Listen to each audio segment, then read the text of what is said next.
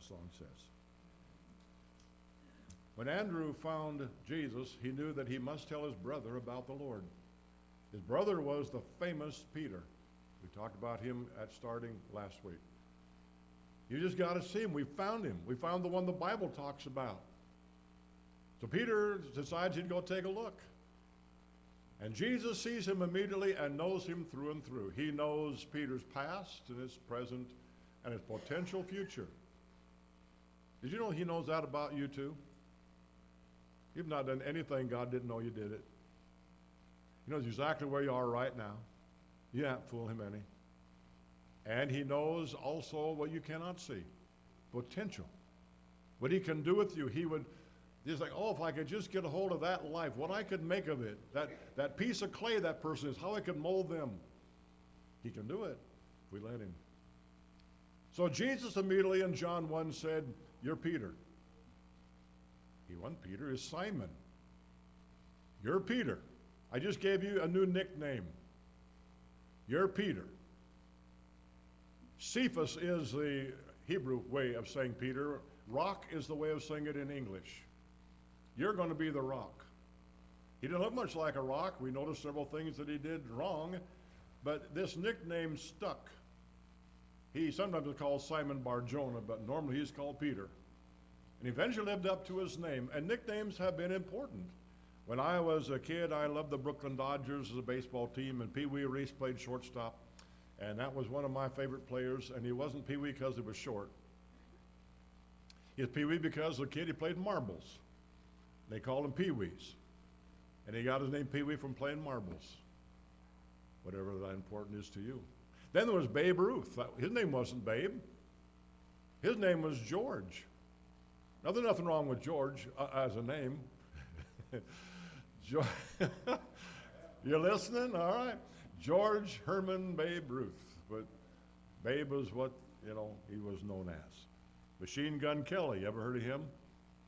I don't know all about him, but I imagine I can know why his name Machine Gun Kelly. He was one of those mobsters. And there was a guy named Otis, and he sang songs. He was a Western singer. And the guy said, why don't you call yourself Slim Whitman? You're really skinny. And I guess Slim Whitman sounds better than Otis Whitman. Maybe you got used to it. But nicknames kind of come and they kind of go, and they're important to us. They're important to tell about the person that we are. And so Peter was going to be the rock, and he was. Already we noticed that he kind of wasn't too solid yet. He would start out walking on the water, and then he'd fall in. He could have walked all the way, but he seemed to lose his faith. He had to build a faith a little stronger. He could say the most wonderful things. You are the Christ, the Son of the living God. And then tell Jesus off.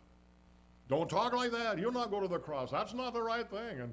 And Jesus said, you don't understand the will of God. So in chapter 17, where we pick up today, and we'll have one more about the personality of Peter, we just have to learn about him. And it's encouraging to me because he did a lot of failures, and that's me and you. He didn't reach his potential, not yet. Jesus was very patient with him. That's good. We can achieve many things if we'll let the Lord have our life, and Peter was that person. It's going to be at a cost. It's going to be with a lot of difficulty, maybe even death. But are you up for it? He was. In chapter 17, he's picked for a special thing. It's kind of nice to be picked, isn't it? We used to have kids picked in their tribes at camp. They'd all line up there, and the faculty would pick them. You, number 45. You, the tall guy there behind, yeah, you. And now certain ones they knew.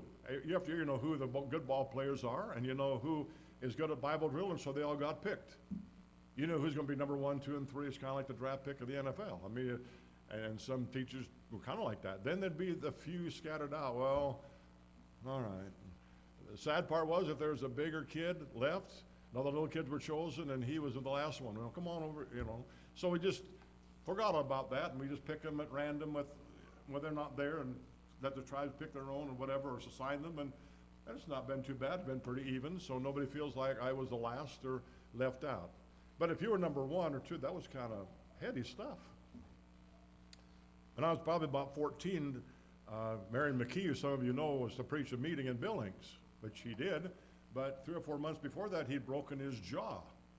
And he was kind of wired up a little bit. And when he got to high altitude in Montana, the high altitude bothered his jaw more, so he just felt not too good, and so he just preached at night. Well, he brought 3 boys with him. Boys, I mean like 21 and 23 in that age group, Don Hart and some of them, and they needed a 4th person, and I got picked. That was big stuff. I was 14, and they were 23. And, 23, 24, they're big. So I got to go calling with them. That was neat. I thought that was really, really big stuff, as a teenager, early teenager. Didn't hurt that we stopped them at the Dairy Queen every day, too. That was kind of a nice thing that kind of fit in there as well. But to be picked is nice. And Jesus said, Peter, James, John, come with me. Andrew didn't get picked. Of course, Judas didn't get picked. So Peter and James and John were an inner circle that Jesus kind of chose from time to time to go with him on a special assignment. Wow, that's pretty neat. And so it says in verse 1, and after 6 days Jesus taketh Peter, James, and John, and his brother, and bringeth them up into a high mountain apart. Now I don't know where they started, but if they started around Galilee, they still walked another 30 or 40 miles to get to the mountain we think they went to. Would that be a privilege? Anybody up for a 50-mile hike today? Well, no, that wasn't one day, I'm sure, either. Finally got this mountain way up. I don't know why they had to go to a mountain, but they did. And Jesus, was transfigured before them. He didn't look like he did. He kind of changed into a glowing personage of some sort. His face did shine like the sun. His raiment was white as the light. And to top it all off, there appeared with him Moses and Elijah talking with him. And I get picked. I'm Peter. Wow, I see Jesus like nobody's seen him before, and I see Moses and Elijah. I mean, those boys have been dead for centuries. How did you know that was Moses? Could you pick out Moses from Elijah? Of course, Elijah has that leather jacket. Well, I'm not too sure about all that, but somehow God gave him the wisdom, and he knew them. I'm in the presence of 3 of the greatest people of all time. And he was overcome, obviously. Then answered Peter. I don't know why he had to say anything anyway. But some people got to say something if nobody is saying anything, so he's going to say something. Not always when we do that is it the right thing we say. You don't have to just fill in every dead silence, but some will. He would. He said to Jesus, Lord, it's good for us to be here. It's wonderful. This is great. If you will, or if you allow me, let's make 3 tabernacles.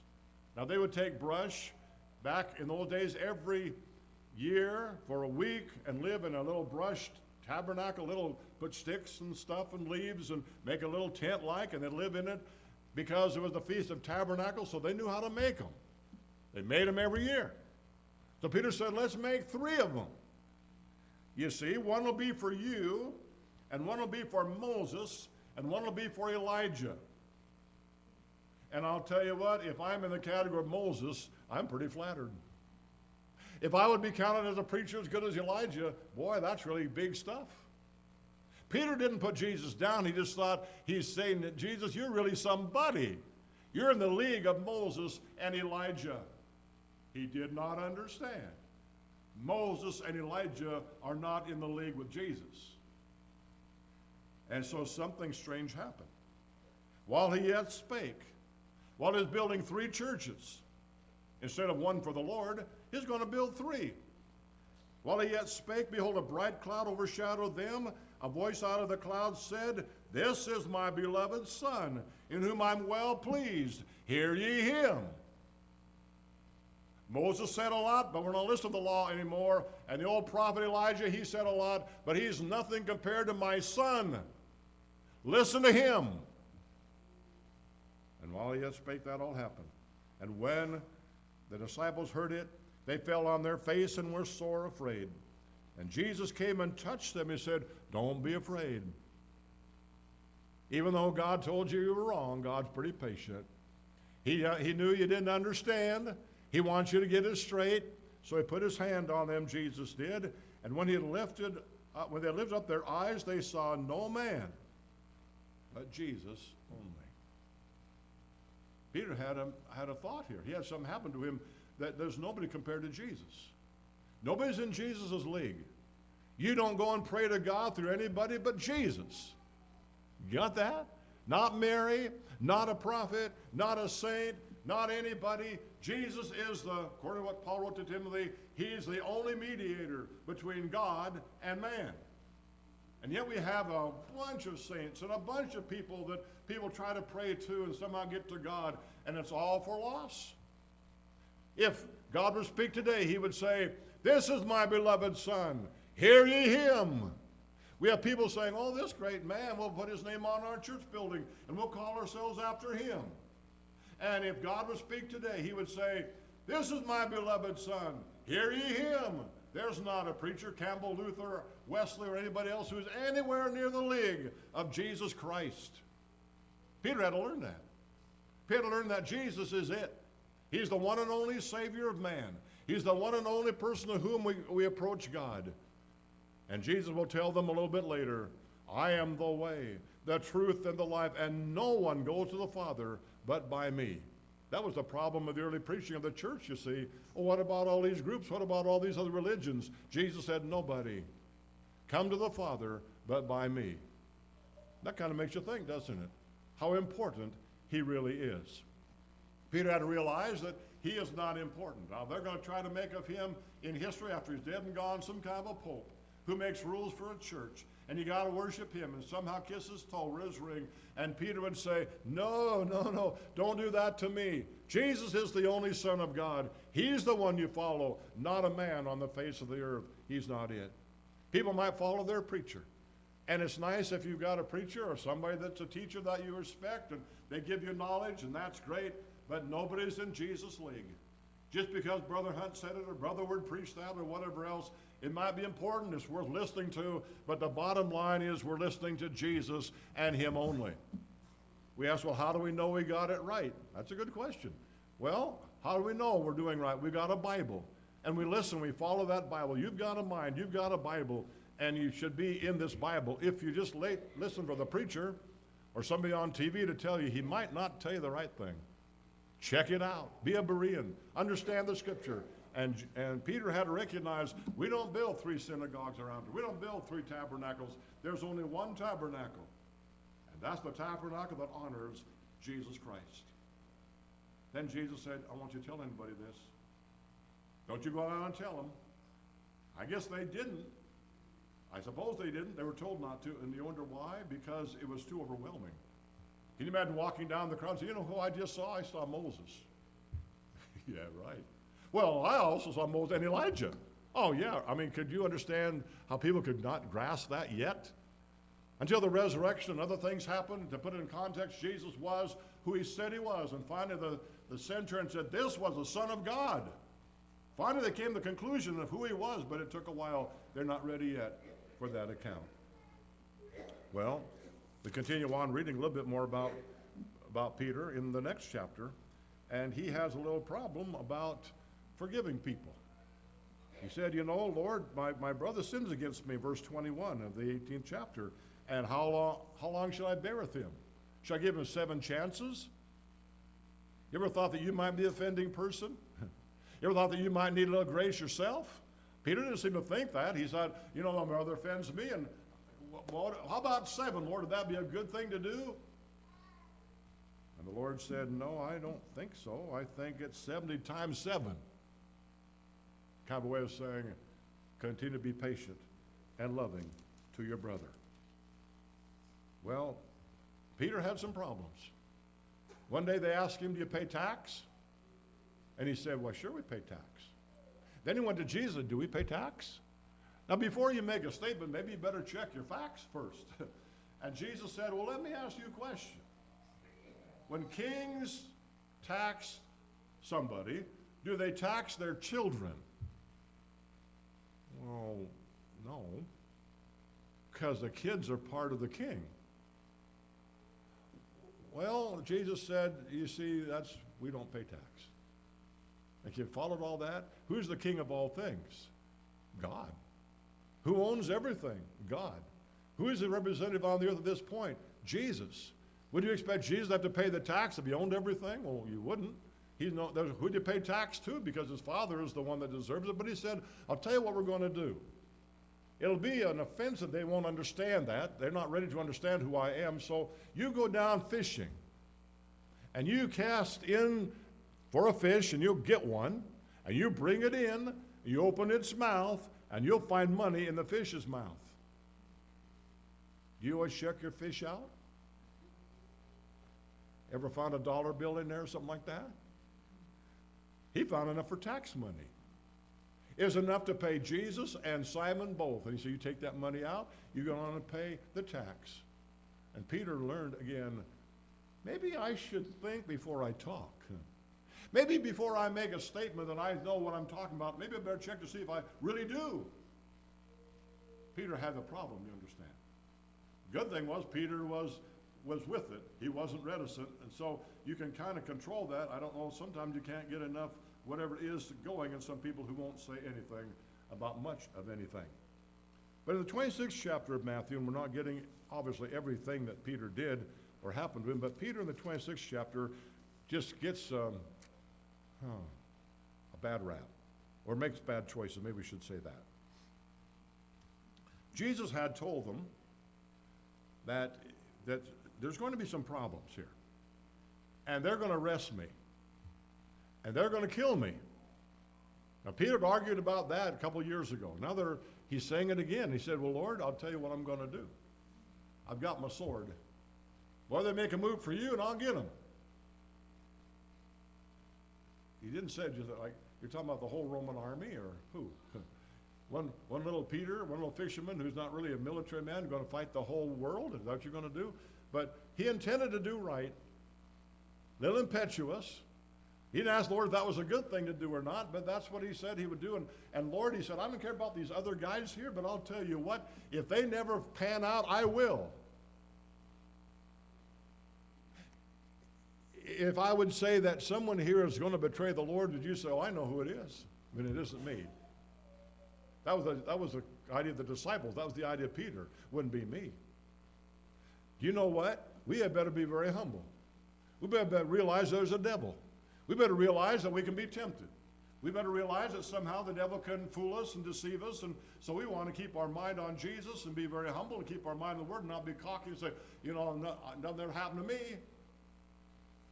Look, Mom, no hands. Walk back rep. You know, I'll feel so confident. Peter was that way. I've got it together. I will be your trusted man.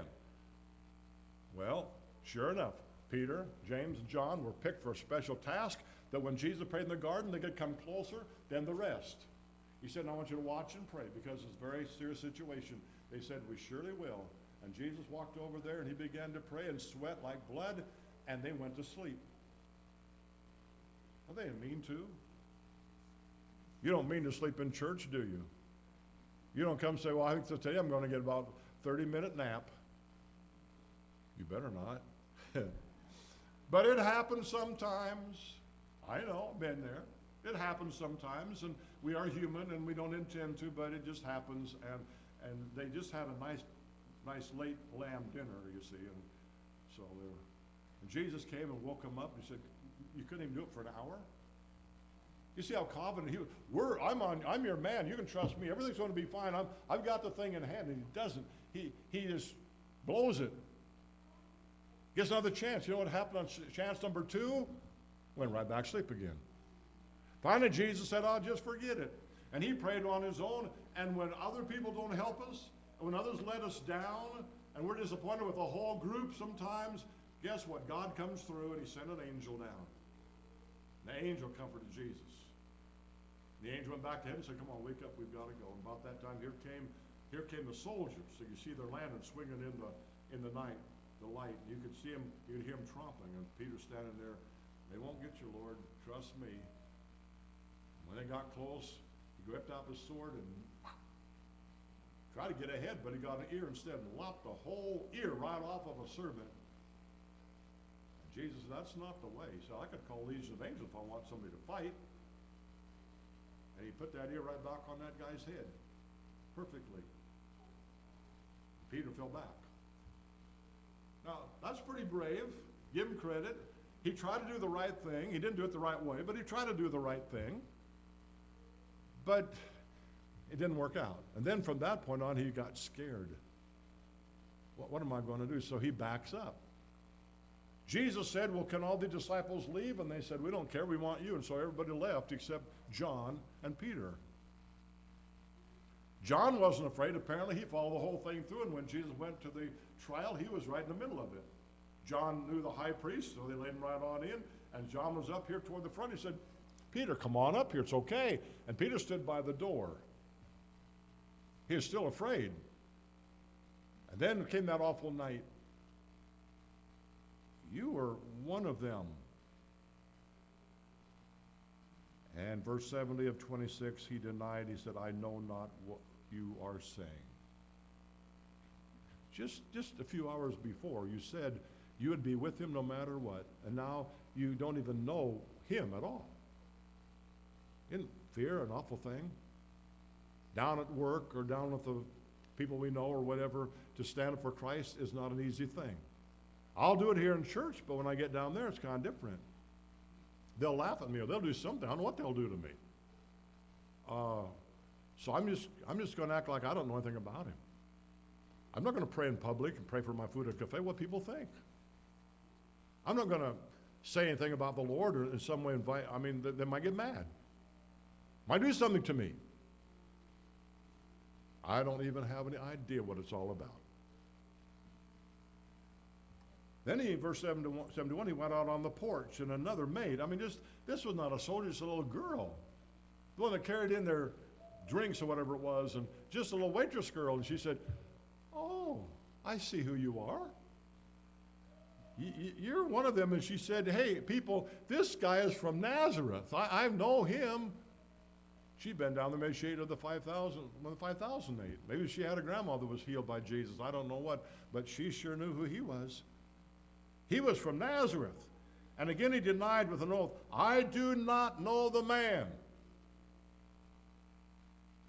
Now, can you just grasp what he just did? And how far? And the Lord could say, but the Lord had said two things. Tonight, before the cock crows, you'll deny me 3 times. This is number 2. And when you get converted, you're going to really help out. When you really get your mind changed and you really decide what side you're on, Peter, and you really get together, you're going to make a marvelous rock. After a while, they came to him that stood by, and they said to Peter, surely you are one of them. Your speech betrays you. When you talk like those Galileans, they're rednecks. I can hear it in your rough accent. He began to curse and to swear, saying, I know not the man, and immediately the cock crew. Jesus, right on time. Just like he said. Told him what he would do. Told him how far down he would go. Told him how much he'd mess up. Told him another thing, that he's going to get it straightened out. The main thing with a loss or a mistake or a sin is not to stay there. Not to say, well, it's all over. The devil will say that. Well, look, you're a Christian. You did that. Just well, give it up. You're a Christian, and look what you did over here, and you did over there. And the devil's there to taunt you. He's there to accuse you. He's there to put you down. And you might believe it. Yeah, I guess if I were a Christian, I wouldn't have done that. I don't know why I did that anyway. I'm so ashamed. You ought to be ashamed. But ashamed enough to repent. And enough to repent to know the Lord will forgive you. And other people will too. Now, well, that Peter, he cursed like that. He'll never be one of us again. We're done with him. No, they welcomed him back. Jesus forgave him. We ought to forgive others as we are receiving forgiveness ourselves. And Peter remembered the word of Jesus, which said unto him, before the cock crow, thou shalt deny me thrice. And he went out and wept bitterly. Judas went out and hanged himself. And Peter went out and wept and repented. And he set the pattern of what we should do. Well, when Jesus finally rose from the dead, if you remember, and Mary Magdalene saw him, Jesus said, go tell the disciples and Peter that I want to meet them in Galilee. You know why he said Peter? You want Peter to know that he is accepted back. Want Peter to know that though he had really fumbled the ball and messed up and did so horribly here, that Peter was being counted on to be part of the disciples that would take the message of the world. He could see the potential, but he saw the mistakes. There's hardly anybody that's been a success but has made some real big failures. You ever notice that? People that have made success in their life in many ways, invent stuff, and they made horrible failures. They did, I mean, it's crazy, it's awful. They really goofed up. But a person who won't make a failure probably won't make much good either. Peter at least tried. Give him the credit, he had that sword, and then he backed off, and it's kind of mixed feelings in his life, but finally he came to himself, and when Jesus saw Peter, he restored him. And then we close with the last one of Jesus and Peter's interaction in John 21. And they're sitting around eating fish and biscuits for breakfast, provided by Jesus personally. Peter, he said, do you love me? Peter had boasted, he loved him and all that, and said, you love me? Lord, you know that I love you. Okay, feed my sheep then. And they ate a few more fish and a few more biscuits, and then he said, do you love me? He said, oh yes, Lord, I love you. Well, then feed the lambs. And they ate some more fish and bread. And then Jesus said again, do you love me? And Peter was grieved. He said, Lord, you know everything. You can look into my heart and you know that my heart is restored. I do really love you. He said, I know you do. Feed the sheep. Well, the sheep would be you and the Christians, and the lambs would be the little kids. And Peter's got a big job to take the gospel to these people and oversee them and set an example and try to teach them from his own experience of failure. But he couldn't leave it at that. For Jesus told him that he was going to be killed, in essence, a crucifixion. He didn't leave it at that. He said, now there's John over here. What about him? And Jesus said, if I want John to live till I come again, what is that to you? In English, it's none of your business, and mind your own business. You've got enough to take care of yourself without worrying about somebody else. Did you know that? You need to pray for and encourage and all, but to get right down worried about and to just get over bent about somebody else, don't do that. Because you've got so much on your plate and you worry about yourself, it's hard to take care of that much. Peter, take care of Peter. John, take care of John, and I'll take care of both of you. And that's kind of the way it ended. Peter had to learn. Great potential. But he had to learn that we make mistakes and we fall short. And he had to realize that Jesus forgave him, and Jesus could see that if he would let his life be lived for him, he would have great potential to serve him. And Peter became that person that he should be. Before it was all said and done, he was the rock. He was the rock man. He was the one that told the way it was, and they counted on him. Peter had to submit, Lord, whatever you want to do with my life, it's yours. 444 has the same idea and that songwriter. Whatever you want me to be or go or say or do, Lord, help me to be what it is that you have in mind for my life. A song of dedication, a song of commitment that we can make to him. Let's stand and sing the first stanza then of 444.